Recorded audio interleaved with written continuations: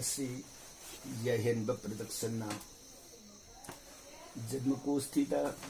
Lagna Puthokpa Matanda block abatang senbidak na naba takpidak pagi batungina Janma Lagna ibasi kamay na puthokadagi haibagi matanda kay po na makimbit na kung minabaya na nabamongda tamjari sumi Lagna ibasi kwaidagi hena kuthi magi manuda maruba tangkakamani adana ahanbada aykugi Koshthi Eba ibagi se khudam moina aykugi haukiba tang nipan November ki tang taramathoi English ni kunga bari haibadi date of birth si magi si date of birth 0I11/2024 nimisi irai ni irai bidasigi ayuki pung taraga minit taraga nithoi satpu matamda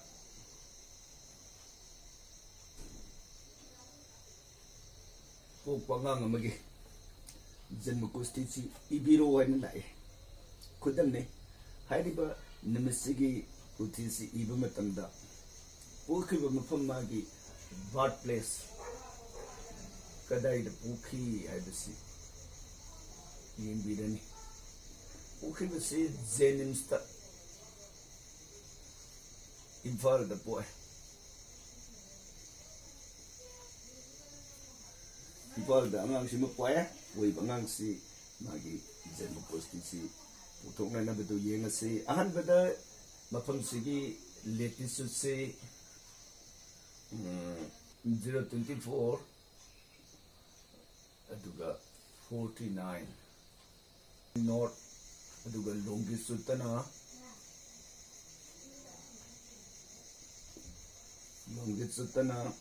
093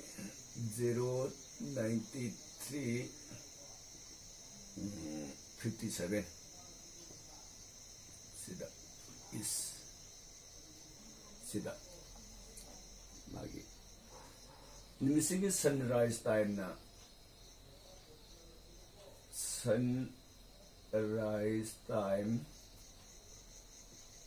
tang nipan sida Manipur da nimithoki basi pung mangaga minit kuntare second nipan satpu matamda Manipur da nimithoki masi Indian Standard Time ki IST ki adudagi akoina sum thoabane Indian Standard da nimisi pung mangaga minit nifu nipan second nifu tare tapi pung manga aduga minit nifu nipan second nifu tare sida Indian Standard Time sida pi piri basi Manipur ki oina masi pung si sengdolpo matamda Manipur da pung mangaga minit kuntare second nipan satpo yuki matam sida nimithoe sida nimithope sida yalambada koina Lagna si puthokpa matamda tawgadori basi magi Lagna pung tara minit tara nithoi da pukpa angangsi time of birth pung tara minit 33 da pukpa angangsi pung tara minit tara ga nithoi second sino da pukpa angangsi magi leiba pung sidagi nimithokiba pung si khaidopigani kunga tare 0I Sikhaidolopu masi khaidolopu matamda saigi sida ani sida 5 aduga sida I 12I 4 adugi sida 3 aduna 734 adudagi sida 4 adagi 0 hai pot kribon kasi sigi mapasida pungi angkani minute ni second aduna minute second ubnina second pasida matak imaginary 60 lay and over sigi mapasa 60 dudagi ai tedoki bidani man 52 tarems asumna sigi mapasa sum minute ni minute umpuna pung char kadoine 60 lay hani imaginary gi laygani aduna sidagi mathana pipanina sida por e por kumatam da tares nipan tare and tara nitoi dagi nipan chappa matam da mari tare sidagi amuk sida kutama por e por kumatam da ahum tare and sida taruk laybanina taruk siga ama siga tare tare tagi hum chappa matam mari laku sida amuk por e mga si taruk tare tara dagi taruk chakati mari tare and sida sigi pung matam si tare ase tara matung sida koina imaginary gi 5 na masida into tawani into tawu matamda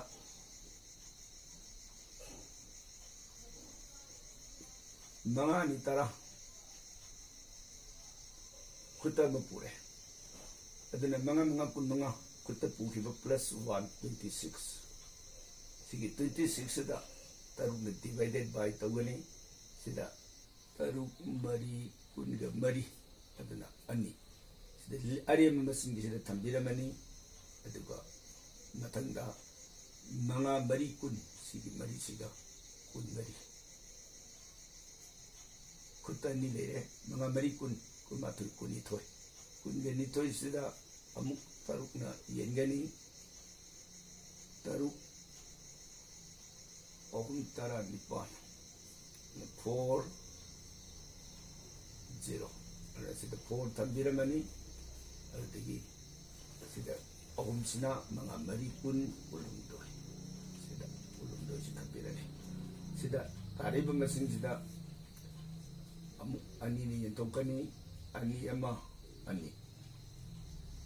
adagi tayo nalagpada ani ama ani sida ama le masi 23 nina ama tara matoy ani kuditoy ama lebi base pungi angkasi minute lagbani na humpu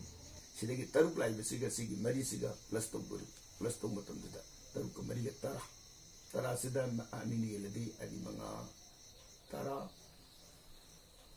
adagi ani mari adagi tayo narupada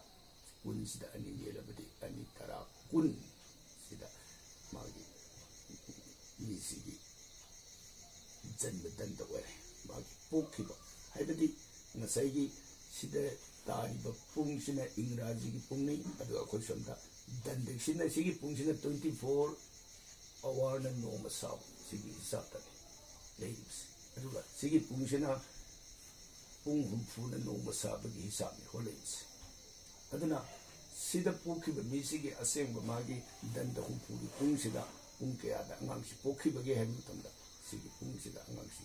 pui hedana Janma Koshthi gi danda humfu gi pung ki sabta hole si holo matung sida koina nimisi ai 11:24 si nimisi da lady basi hiam gai thagi tari ni pan bane yang gai thagi tari ni pan basida ngasai gi nimiki khongchat thajat haiba ma thagi thajat haiba ma ani chale na thagi thajat ta hiam gai thagi tari ni pali basi nimiki khongchat ta nimisi Kartiki kunithoi oi aduna Kartiki kunithoi habisda magi lagna khanda sat ama leiri Kartiki kunithoi se lagna sandagi sat adu sage sida tha kudingi magi sat si pibani aduna Kartik agrahin ko aduna Kartik sida nasai magi Kartiki kungani thoi habisi orabani na sigi kungani thoi sida Kadai delere 1 to 30 and Pungani Toisi, Kialere, Kuni Toisi 37, 51 I. Adana Equina 37, 51 I Pesida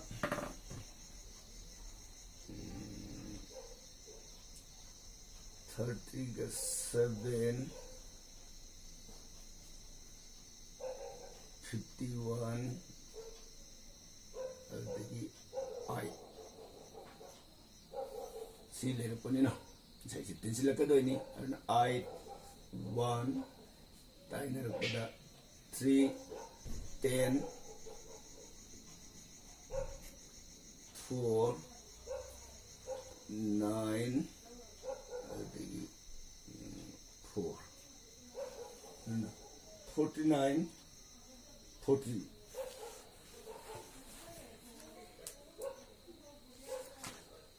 magi mapasi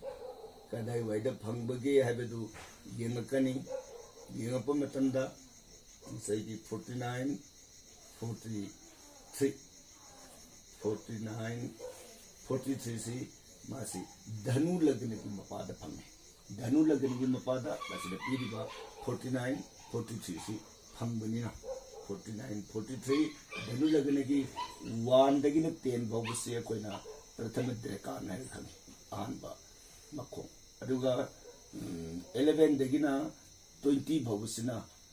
DT pada anisubu khongpam aduga 21 dagina 30 bawsina TT pada hungsubu khongpam adana hogi magisi